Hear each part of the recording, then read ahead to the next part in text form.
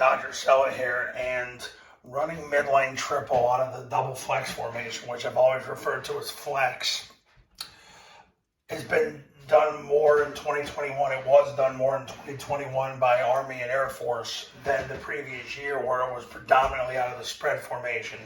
But if you're going to run midline triple out of the double flex formation, this is how you do it. First of all, flex means you're bringing the receivers in 3.5 feet away from the tackles. So there's going to be a 3.5 foot gap in between the tackle and the receiver. The receivers are going to have their base narrower than shoulder width with their knuckles and their knees. Now, sometimes you'll still see Army with their outside foot up and their inside foot at 45 degrees, but in general now, all three academies are utilizing the stance of narrow base, knuckles, and the knees. So that's the predominant way to do it now out of flex. So here's what happens. This is a defense where we'll go to the offensive line blocking first. There's no 2-eye or 1, but there's a zero technique. So this is a back call for the center. It's a back call, but you've got an uncovered guard with a play side mic.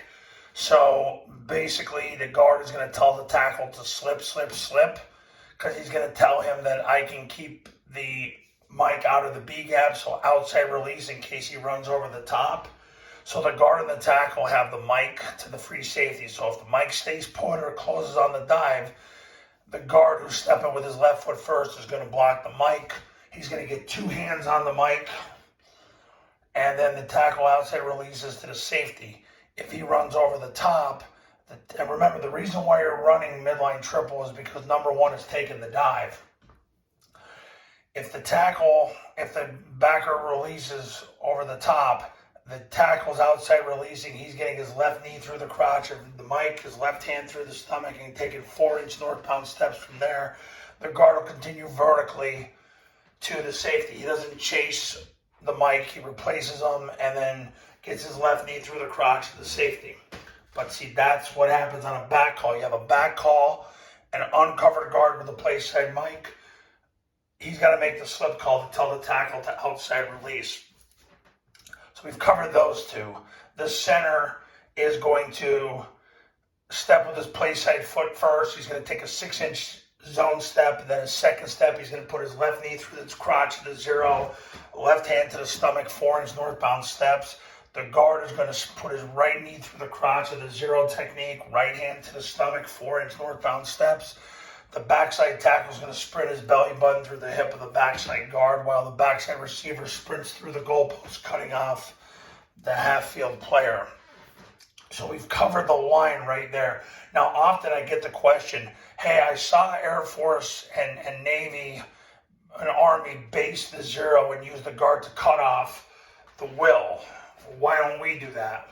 Because every time they get jammed up, they go to this, where they'll reverse ace with the zero. So if you make that as your primary, you'll never go wrong, because if your center can block the zero, well, you're in great shape, and you're probably not going to need my help. But everybody that comes to me needs help. So that's what ends up happening, and that's what Coach Johnson did anyway, as well, against zero techniques that they could not move. So that's the answer to that question. Blocking the will, if you understand the track of the B-back, which we'll get to in a little bit, you'll understand that on triple option, you don't have to block the will. It's one of the biggest misconceptions out there. Now, on the perimeter, the A-back's job becomes easy in flex because he's going to twirl, so the cadence is down, ready, set, hut. On the Y and ready, he's going to hammer step, take a big wide 90-degree step.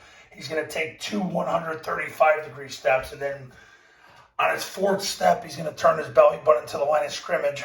He's going to take 3 flat steps, step at 45 degrees, and he's going to block the corner. He's going to work to get his left knee through the crotch of the corner, his left hand to the stomach, 4-inch northbound steps to run the circle on him. So if the ball gets pitched, you can block the perimeter.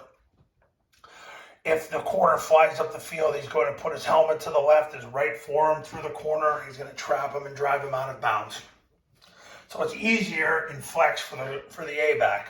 The mental pressure is on the receiver because he's got number 3.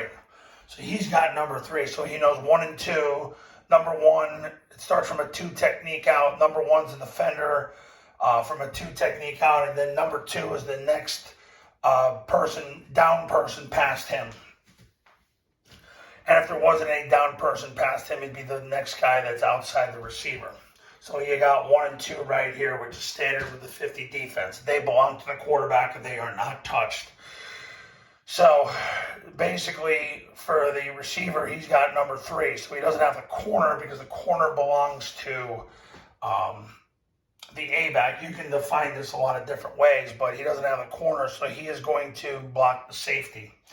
Now, he's going to outside release on number 2 and get to the safety. If number 2 is tight on him where he could touch him, then he outside releases. If he lines up wide, so he's a wide 9, he'll go underneath that to block the safety.